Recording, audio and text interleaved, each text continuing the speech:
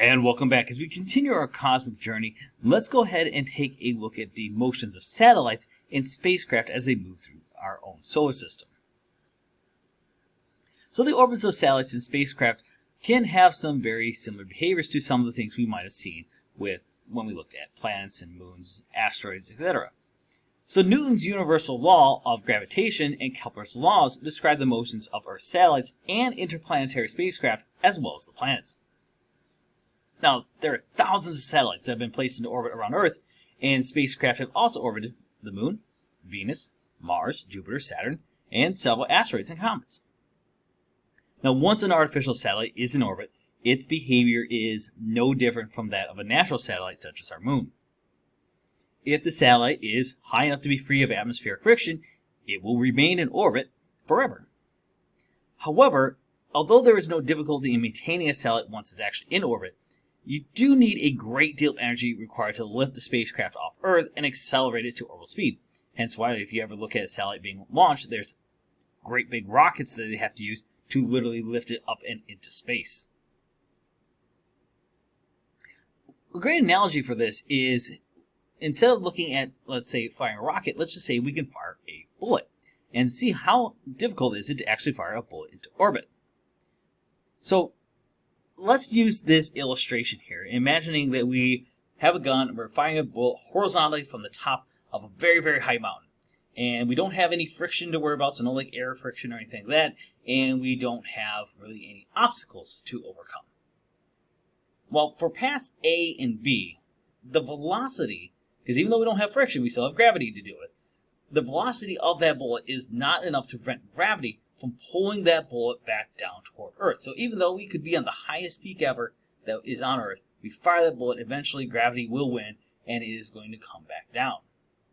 Now, if you look at KC, though, we have a little bit of an interesting phenomenon. In KC, the velocity actually allows that bullet to fall completely around Earth. If our bullet is given enough muzzle velocity, the curved surface of the Earth actually causes the ground to remain the same distance from the bullet, so that the bullet falls around the Earth in a complete circle. We call this circular satellite velocity, and the speed that we would need to actually achieve this is about 8 kilometers per second, or about 17,500 miles per hour, which is quite fast. And of course, it's going, if you look at this, when we examine this, notice we are actually, when we fire this, not necessarily stopping our fall, because we are still falling, but because we have the equal distance maintained, we don't ever actually hit the surface of the planet. So that allows us to start thinking about our orbits as being on a plane. So each year, more than 50 new satellites are launched in orbit. Today, these satellites are used from everything from weather tracking to ecology, global positioning systems, communications, military purposes, etc. Now, most satellites are launched into what we call a low Earth orbit, because at low Earth orbit, it requires less energy, because you don't have to go as high up, you have to use as much rocket fuel to expend to push yourself that far.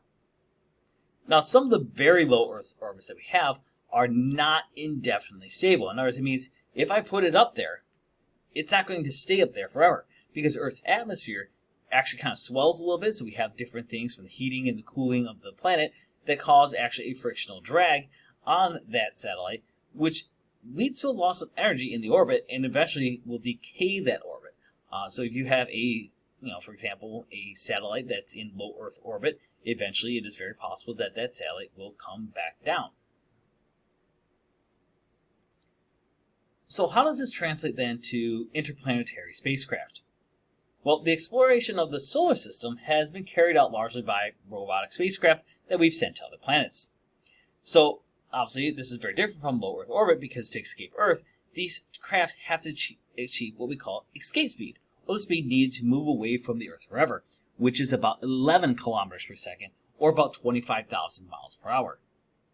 After that, of course, has escaped Earth, these craft kind of coast toward their targets, subject only to minor trajectory adjustments provided by small thruster rockets on board. In interplanetary flight, these spacecraft follow orbits around the Sun that are modified only when they pass near one of the planets. In fact, sometimes we use those planets to help slingshot us to our destination. Now, as it comes close to its target, a spacecraft is deflected by the planet's gravitational force into a modified orbit, either gaining or losing energy in the process, depending on what we need that spacecraft to do. Now, spacecraft controllers have been able to use a planet's gravity to redirect a flyby spacecraft to a second target.